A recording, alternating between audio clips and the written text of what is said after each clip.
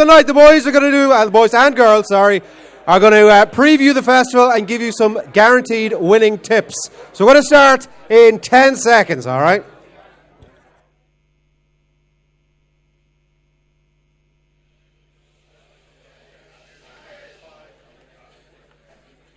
Hello, Sugar Club! This is the moment you've all been waiting for. We're about to pick some winners. No, come on, that's bullshit. That's bullshit. Why is Johnny here? Why is Johnny here? Stick Patrick's mic up there. He's just had the best line of the night. We're about to pick some winners! That's more like it. All right, we are here tonight. Do you want me to leave now, or? No? Yeah, well, that would be good. I mean, I see who your tip is, Johnny. I know what you're doing. We'll get to that in just a minute. Okay, so we are here to go through the card for the Dublin Racing Festival. 2 amazing days of racing.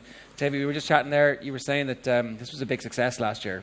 It was, and I suppose, look, you could have been worried it might look like it was going to be close enough to the Cheltenham Festival, but this has taken on its own identity, and obviously, look, again, this year it is supported with the cream of the crop, really, and I see there's a couple of very talented English horses coming over as well, which is great. Yeah, that's a good sign when you start seeing the prize money is enough to tempt the English horses, because that's what we want to see. We want to see that rivalry established on Irish soil and see where we can what we can glean from that, right? Yeah, that's right. I suppose the English, the prize money would be a long way behind us, but I thought maybe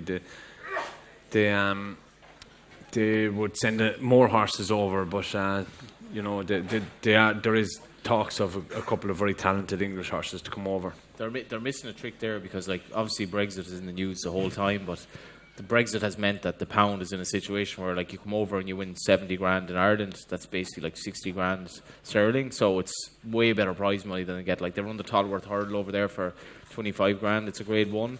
And I think English trainers, I don't know why they're not sending more horses over to Dublin. It's not a long boat ride. We send horses over to Wolverhampton, bad horses every day of the week. It's again, that's your own horses you're talking about. Have you got experience of that, John? Yeah. And I've been to Wolverhampton. Have you been to Wolverhampton? Oh, several times, yeah. Yeah. It's an experience. Until they don't take your wife anyway, whatever you do. Bear you want her murdered. Have you been to Wolverhampton, Davy? I have, would you believe? John Duggan joins us for the first time this evening. John, good evening to you. Thanks, Chair. Everybody, how are we doing? All good? Well, at least you know who I am, anyway. So I can't wait for the Leopardstown Racing Festival. Thought it was brilliant last year.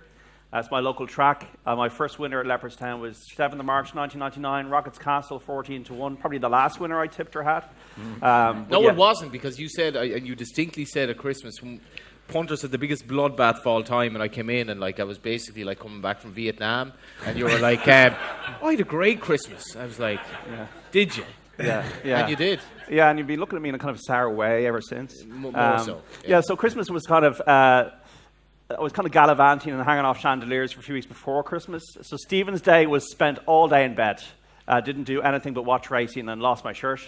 The second day, went to Leopardstown, had a free bar, and then kind of broke even. And then I ended up in another free bar and turned into a neon light, effectively. The third day, I was at a very solemn occasion, and I'm not trying to make fun of it, but I got a tip for the horse called the Church Gate. Disappeared out of the solemn occasion, listened to the commentary, and it won at 10-1. Went back into the solemn occasion, tried to keep my expression the same. And then the last day, I had a Clash of the Titans of Gavin Cromwell, and I was moonwalking up at the premium level after he came in, and Gavin Cromwell then actually accosted me. Not moonwalking, it was a bit after that, but it was quite a good week. So sorry, Johnny, for your troubles. I also love the fact that you spent the day in bed but lost your shirt. Yeah, okay. I probably shouldn't elaborate, but I didn't have any company. But have you found the shirt? Has JD found his shirt? Who are you? One thing I noticed was a couple of things.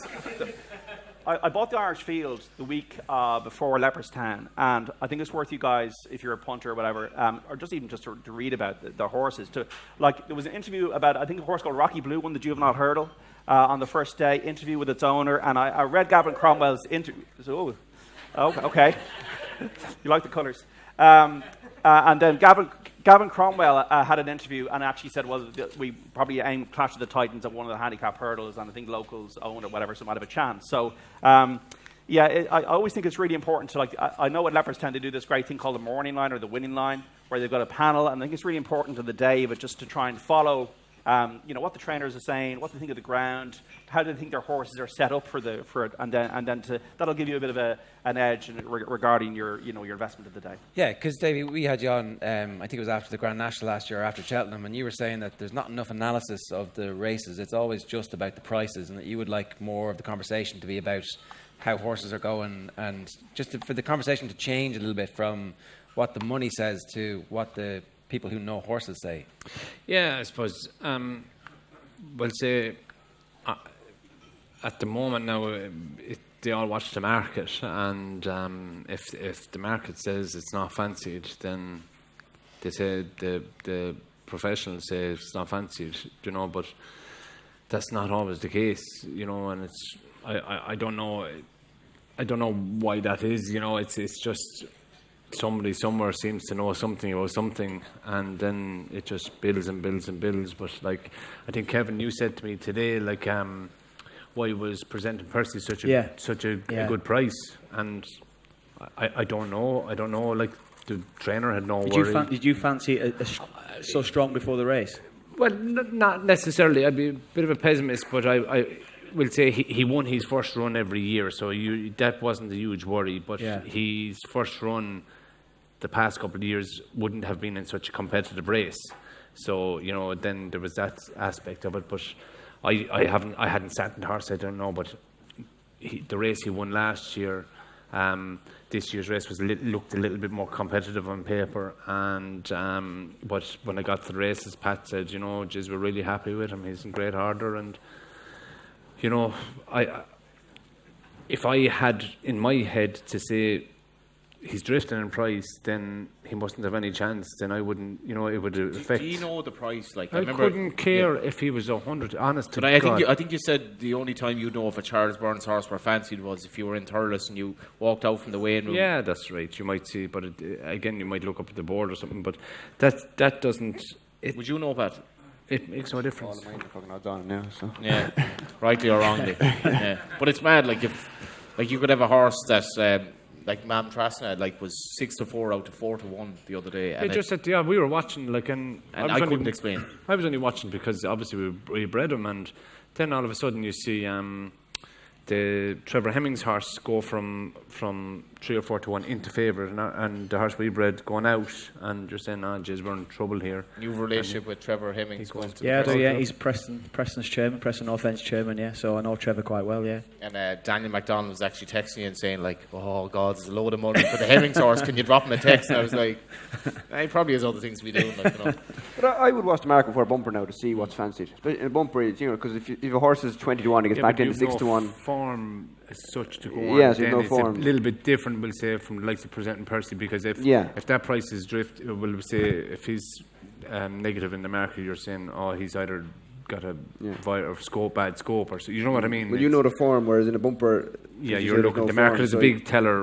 Keep an eye on the market. But if a horse went 10 lengths clear, you'd prefer to know if he was 100 to 1 or even money. Well, that's it. If a horse that you might on paper is trained by someone who doesn't usually win bumpers or whatever, but if it's been backed, then you're just going to sit 2 or 3 times closer to it, or you're going to. Well, you're going to be aware of it, anyway, aren't you? Aware of it, exactly. Yeah. That's one of the most beautiful things about watching racing, when a horse goes way out in front, and you can tell that the other jockeys are like, okay, and they're all kind of almost looking at each other like, I want to be in my comfort zone, but when do I go here? Like, because I could chase him and basically finish last, or I can hold on and hope he falls into a hole. Yeah. And I would say, as a rider, that's like, you have a lot of thought process going on there. It's like, well, am I doing the wrong thing here? And you're probably thinking of the likes of Matt Chapman. You're giving us a little bit more credit than we deserve. I think very little thought process goes into it at all. Yeah. I think jockeys are amazing. I think Ruby's the best man to know, like, an even pace, and I'm going to have my horse in his comfort zone.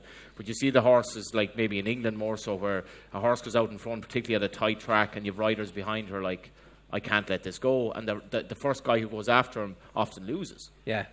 Let's get into these because there's 2 days. We're not going to go through every single horse, Yeah. every race. Let's get into the winners. So yeah, the winners. Yeah, let's start with your tip, Johnny, is on Saturday, the 125, the Ladbrokes Dublin Steeplechase. You're going for Min. Yeah, I ultimately what I'm saying is completely. There's hoots of derision from the crowd. Go on. No, there was actually no derision whatsoever. Ultimately, what I'm going to say here is absolutely irrelevant. Patrick is the man to ask about this. What's the story of Min, Patrick? Min's in great form. Dick Dowling, the head man who rides him out every day. Delighted with him. He was very good in punches on over 2.5 miles where he was quite keen. So the question we're going to be asked, the question we have to decide on is whether we take on Altior again in the champion chase, or whether we step up to 2.5. He's a keen running horse. You know, would he just tire himself out in the Ryanair? I'm not so sure. 2.5 as well, isn't it? Yeah. It's even that extra furlong. And it's on the old course, or the new course, which is a more stamina. But I'd be interested to hear Davy's thoughts on what he thought of Altior the other day, jumping out to his left. I mean, to me, a horse like Altior, who's ran 12 times the fences, should be able to go down to the fence and jump straight. I didn't like him jumping left. Yeah, sure. I suppose. Look, he was out in front and he was lonely, and he's not usually ridden from the front. So 12 runs over fences, like. Oh, here, come here. Look, it's not ideal. And he's not a novice. But would you believe the only time he ran around Ascot before he got beaten? Interesting. Yeah. So I just. Is Altior not a horse though that has basically been winning so often that he's like he knows what he's going to do? His only motivation. You're trying to give yourselves a reason to beat Altior, and I understand that, and that's fine. But there is none. Well, just from the outside, you know, and that's fine because they're your horses, and I don't want to. Jesus, you can insult a man's wife, but don't insult his horse. And no horse is unbeatable, but Altior looks a hell of a horse. No, to be fair, he does, and you know it'll be very hard to beat him. Do you reckon Footpad's going to run? I don't know. Sure, look, Willie. Everyone, no one believes how laid back Willie is. Like, declaration has to be done by 10 o'clock, and I've seen Willie put in a horse at 5:10, take it out at 2 minutes 10. The way he works with his head is he puts himself under intense pressure that he has to make a decision at the last minute. He doesn't. Most trainers have their declarations done by 9:30. Willie doesn't even look at them till about 10:15. He has to come in from first lot, sit down, decide whether he's having marmalade or jam, have his toast, and if Min is lame, it can wait till he's finished his toast. Breakfast is just the most important meal of the day for the man. And myself, David Casey and Ruby are pulling our hair out. We've 56 horses entered here tomorrow, Willie, and we could really do with some help. I think at the moment Min is 5-2. I would strongly suggest, just from the vibes I'm getting from the man beside me, should back Min at 5-2. You could go off an awful lot short on that. All right, just a reminder that we do have a €100 charity bet for the Irish Injured Jockeys Fund, courtesy of the tote to put on the Dublin Racing Festival. Our winnings to date stand at €1,485. Stubbornly. Is that each? Is that 100? Not for one. We're going to go for Min at 5-2. Would Tote not kind of cop themselves on a small bit and give them? Is there a representative from Tote here? Is there? I'm not going to shine a spotlight into the crowd, but we might have. Give us €100 each, surely. Look, if Footpad turns up here, I'll be on Footpad's side. And I think you got to follow Footpad wherever he goes, because I think he'll definitely improve on that run at Christmas. Beaten by Simply Ned. Did everything right, but I think he will improve for that run. And I think that we got the sense from Patrick spoke to us on Friday Night Racing that the horses will improve as they go on through the season. So Footpad, I don't know what the ground is going to be like for the Dublin Racing Festival. Obviously, it's been better ground than we've expected, usually softer ground. But Footpad generally goes on any ground. He's a brilliant jumper. I think he's definitely an improver. So whether he turns up with this or not, I think Footpad is a horse you've got to be on the right side of. If he turns up on the day, I'll be backing him. Okay, what would Footpad be? Well, he's, at the moment, I don't know what, Johnny, you know, but 5-4, I think, maybe. Yeah, even money. Look, an even money winner is about a 100-to-1 loser, folks. So value is all about, is the thing going to win or not? And I think Footpad is a horse to be on the right side of. All right, then just a reminder, you can join Tote at the Dublin Racing Festival. See thetote.com for more. Kev, you got a couple of tips for us? Is there any on the Saturday? Yeah, one on Saturday, yeah.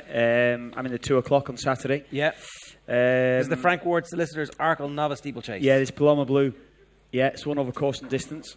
The man three to my left as well, he's ridden him out as well. And Henri de Bromed, and he's... yeah, I fancy him. I fancy Paloma Blue. I hate the way he jumps. Why is that? I just, for a horse of Henry de Bromhead's, I've been so I don't know how he won at Christmas the way he jumped. His jumping at Navan was atrocious. He was just like a guy that was afraid of his fences. But funnily enough, Ryan Cooper, he's tipping him up big time for the JLT at Cheltenham. He's like, he'd be more at ease over. I don't know. I mean, I don't know the price. I don't know what price it'll be, but that's me one. That's certainly one for the Saturday. Anyway. Were you surprised at him, David, just the way he's, for a horse of his kind of, I suppose, his background, that his jumping has just been, for a Henry de Bromhead horse, been very, very deliberate? I'd say he'll get better as he goes on. I'd say he's that type of horse. I wouldn't be. I agree with you. Visually, to look at it, he didn't look good. I've schooled him. Did you school more fences? Yeah. How was he? He was good this morning. Now he was very good this morning. So I wouldn't be overly worried. But I do know where you're coming from. Visually, he didn't look brilliant, but he's definitely getting better. Rachel, do you know if you're going to have a ride in this race yet? No. I'm just going to sit in the chair here and not get involved, I think. What's Paloma Blue like? You obviously would have seen them up close.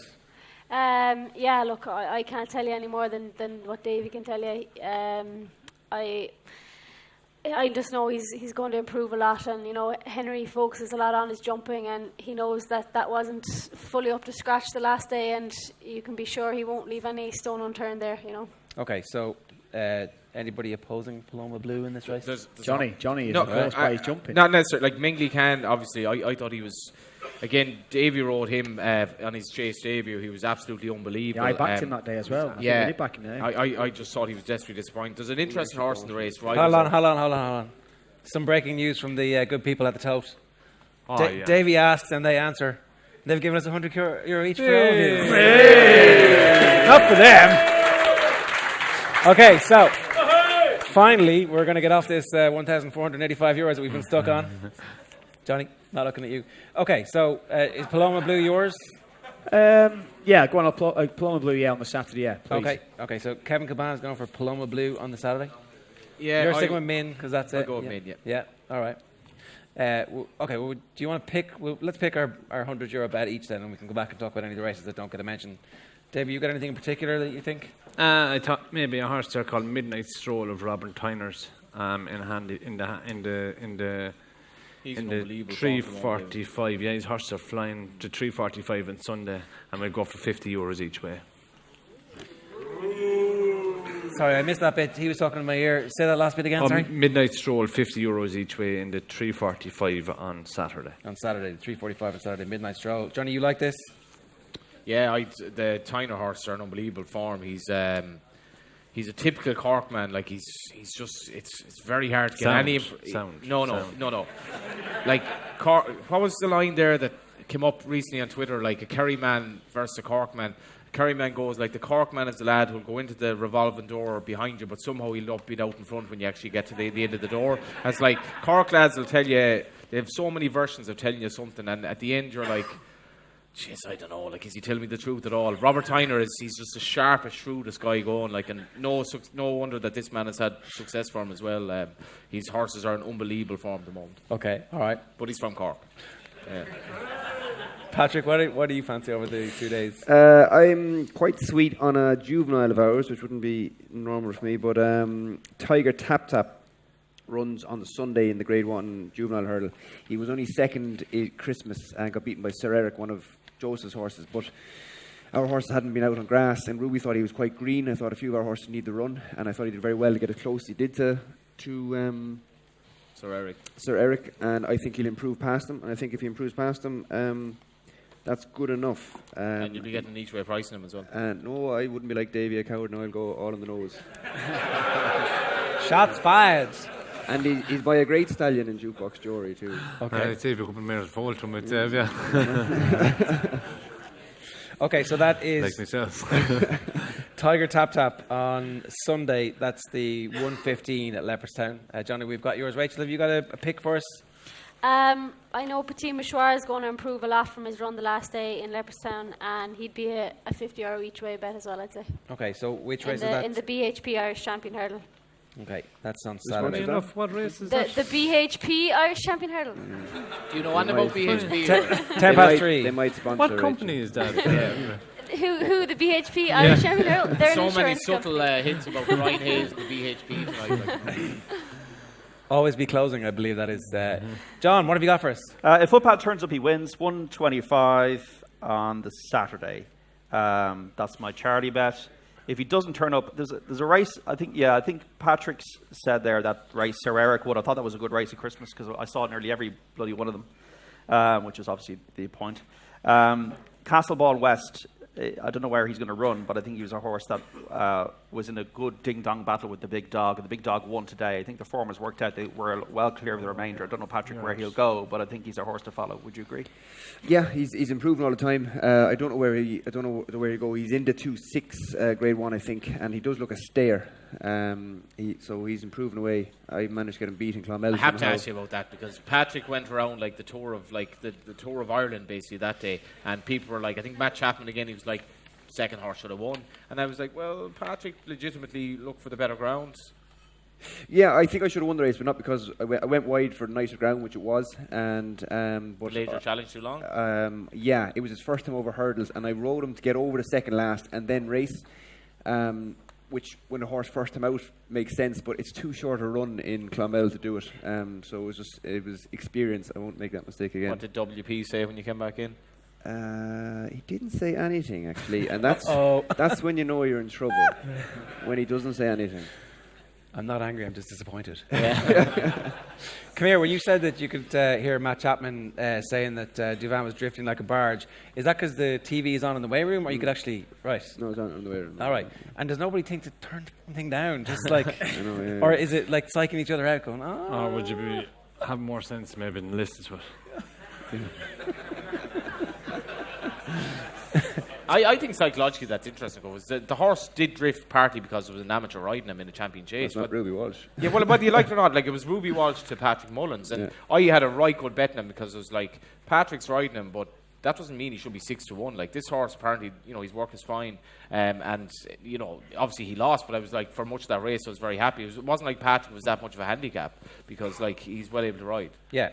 Thanks, Johnny. But it was like 2-1 out to 6-1. He'll come on the show again, honestly. Yeah. I tell you. Patrick's been one of our more regular guests. And it's all over now. Do you have another tip for us, Ken? No, I got one. Yeah, on the Sunday, the 3 o'clock on Sunday, bottom horse Libaga Roy, which is Warren Gretrick, whose horses are absolutely left, right, and centre at the minute, actually. Yeah, just a little one for Sunday. Yeah, a little one for Sunday. This is the right form, is it? Okay. Yeah. She won the novice chase at Kempton at Christmas. It was a great race. To win in Newbury as well, she's good filly by that one. She's great jumper. Well held in third. Yeah. Hell of a run. Let's just go into a bit of detail about 2 more races and then we'll wrap this up. So the BHP Insurance Irish Champion Hurdle, we've already had a tip very good company, are they? Petit Mouchoir, yeah. What do they do? Rachel, you might want to talk about BHP. So look, this is a race that obviously people are going to recognise the names: Faugheen, Mellon, Petit Mouchoir, Sam Crow, Sharjah, Super Sunday, Tombstone, Farclas, Salier, Apples Jade, Lorena, and Apples Jade goes here, which is really the interesting one, isn't it? She's the lay of the festival for me.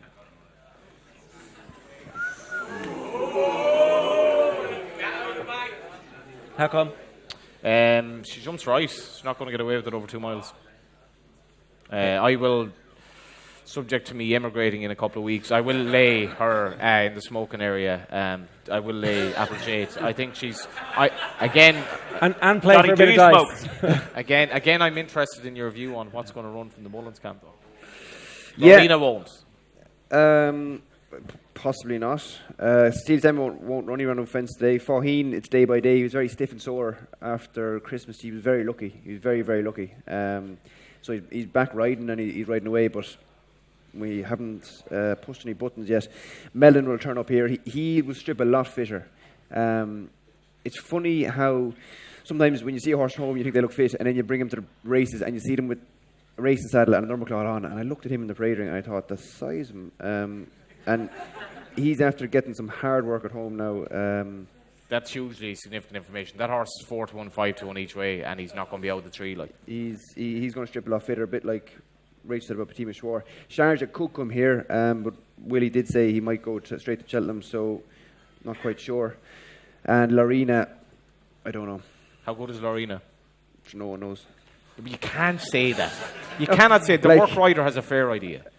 Yeah, Rachel no, Robbins he doesn't. rides her, but like I've seen Ruby ride horse up the gallop and say this is a machine, and then they're no good. So like it doesn't quite add up all the time. But her work at home is very good. The thing about her is she stands out. When you see her, if you can see her in the flesh, she's an absolute beast. I mean, she makes any power look small. Annie was a big mare.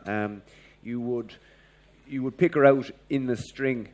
Look, all she's done is beaten novice mares. So you see the difference between Sam Crow beating novices going up to stepping up against the big boys. So she's only beating novice mares, so she has to step up hugely. Could she? Yes. Can you say she definitely will? No. So I'm as interested as anyone else to see how good she is. There are 12 runners in this race at the moment, and if you back Mellon each way, you'll rock up in the day with the 3 each way places on a horse that'll be challenging, I think, Applejade for favourite, or certainly thereabouts. Okay, so that makes sense from this point. You're going to swap your in bet then, no? I think it's right up there with Min and an each way double on Min and Mellon. Can't go wrong.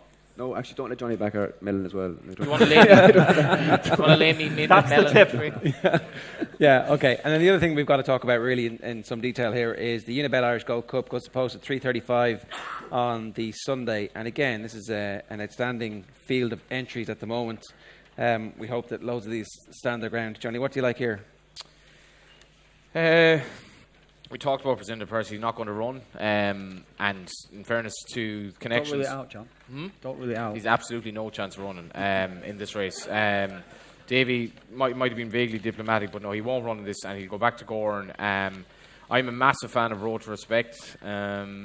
I think race tactics the last day were very, very critical to the victory of Kenboy. And I think Road to Respect is slightly under-heralded. He's another, this each way treble is going to be quite remarkable by the end of the night. You've Road to Respect, Min and Mellon each way. Road to Respect was very, very unlucky in the race at Christmas. He lost so much ground twice in that, basically his momentum was completely checked, and the guts he showed to nearly finish second. I can't but see him be in the first 3 and run a big race, and he's my idea of the Gold Cup winner if Presenting Percy doesn't do it. But I think he's a great each way bet here. Okay, so that's Road to Respect. What do you say in a hypothetical situation where Presenting Percy didn't make this race? What else do you like? Oh, it's a hell of a good race. Obviously, Album Photo's form is franked hugely today with invitation only. So, and obviously Presenting Percy. So he's a high class horse. Just again, Rachel will tell you more about him. But Balco de Flo, he is in some order. He ran a big race, had a great run in this race last year. So I wouldn't rule him out if the ground was dry. And again, you're not quite sure what's going to turn up. You would have to say that visually looking at the race, the last day, Road to Respect did look unlucky. But really, at the end of the day, Kenboy has a load of ones behind his name, and you'd have to kind of stand and look at it. And he's a very talented horse. He got it all right. He put it all together at the top end the last day, and to be honest, it wouldn't surprise me if he improved again for that experience. So I think Kenboy will be favourite and will justify it, but it wouldn't surprise me if Album Photo or the likes of Balco de Flo would get a little bit closer to him. When you're on a horse that's won over course and distance, do you notice the horse feels more comfortable in the race? Is that what it is, or what? Yeah, I think once a horse has a pleasant experience of a race course, I've often stood in the yard in Cheltenham and watched horses come down off the lorry that had been there before, and you could nearly see it on their face. They'd be begging you, can you please put me back in the lorry, I don't like this place.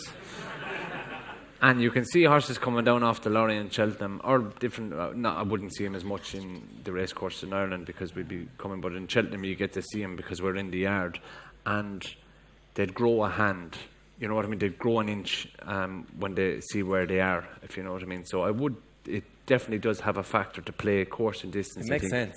I think it's a huge part to play in a horse. If a horse has a bad experience in the track, is there a possibility that horses don't have a great experience but actually get used to something?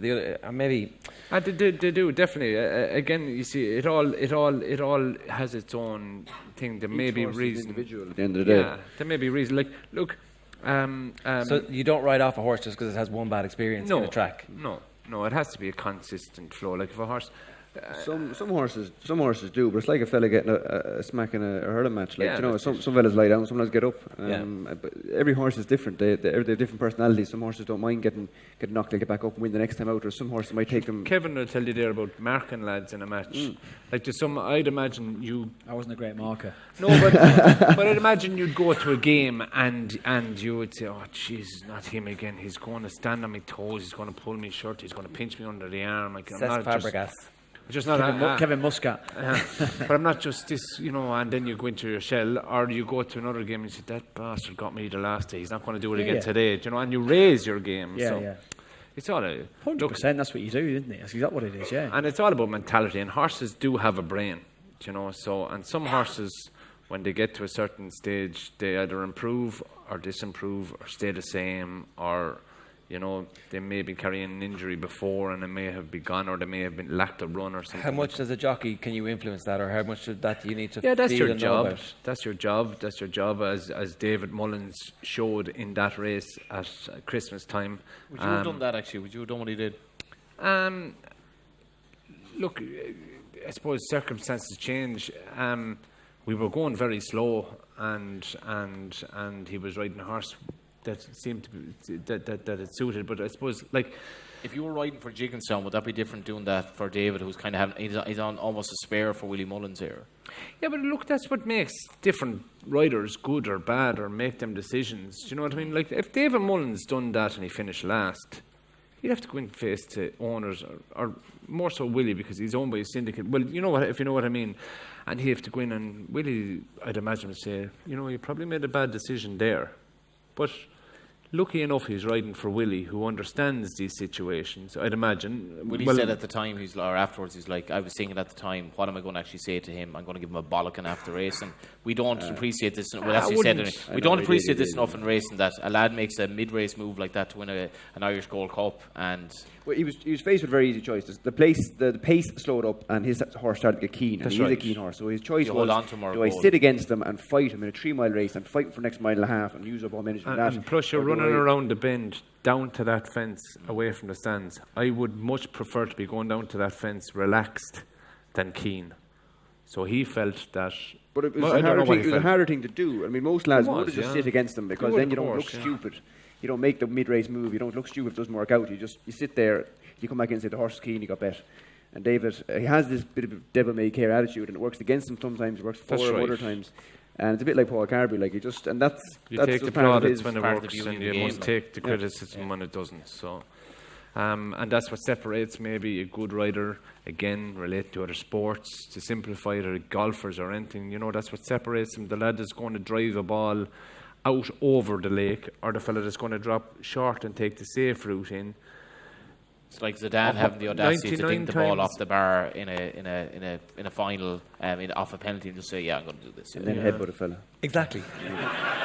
But that was 99 times out of 100, the ball will land in the water. And the one time it lands on the green and you win the Open, then you're a hero. Yeah. And if they forget about the 99 times you dropped it in the water. And it was worth it. It was absolutely worth it. So. Okay, so John, what do you like in the Gold Cup here? I like Kenboy because it's all about NKOTB, New Kids on the Block. So, does anyone remember them? Who were they? I'll take that, fans in the audience here. So, Clan des Obeaux won the King George, one of the biggest races of the season in steeplechasing at Kempton. 6-year-old, Kenboy 6-year-old. And I think it's about improvers. That's the way I'm looking at the kind of the Gold Cup market for both this and for later in the season. So I think Album Photo's got jumping issues at times. Retrospect, you can't disagree with what Johnny's saying. He has won a Lexus, as they call it. I think it's a Savills chase now. So he likes course and distance. Monolith, I like as a consistent horse, but always tends to find 1-2 good. Annabelle Fly, not so sure if he needs a few more pounds to be a graded horse.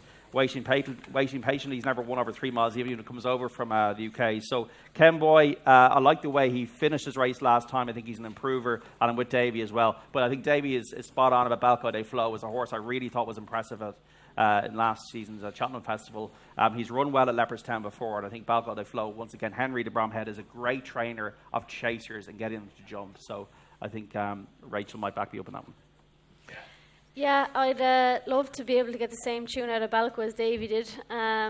He didn't run well over Christmas, so he'll need to come on from that. So, but he's well capable of doing so.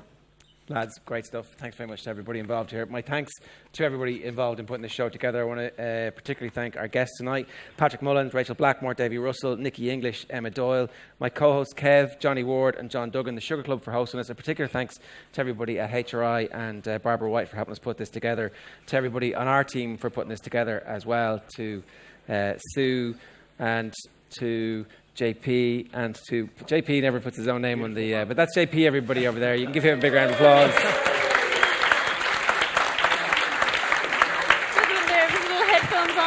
To Louise and to the guys on sound as well. But we can't do this show without the people who show up, so give yourselves the biggest round of applause tonight. Come on, you've got such a lovely audience. And one last thing, remember to get your tickets for the Dublin Racing Festival at leopardstown.com. Good night, thanks very much. Come on, Davy, thanks a million.